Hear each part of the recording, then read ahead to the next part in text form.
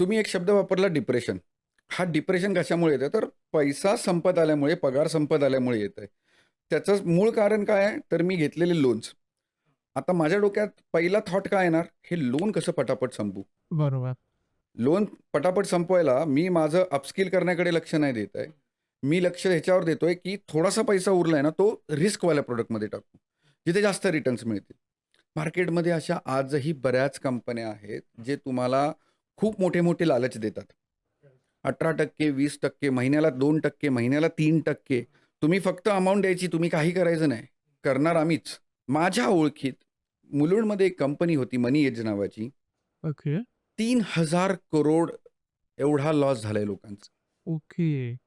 त्यांनी काय केलं, तुम्ही पैसे द्यायचे मला ₹10,00,000 मी तुम्हाला महिन्याला ₹30,000 देणार.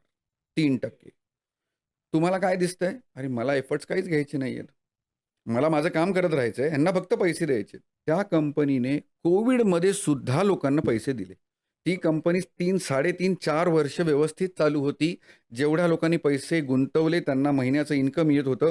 त्यांनी अजून लोकं ॲड केली, अजून लोकं ॲड होत गेली आणि माउथ पब्लिसिटी त्यांनी कुठेही सोशल मीडिया, पेपर, न्यूजपेपर कुठेही ॲडव्हर्टाइज केली नाही.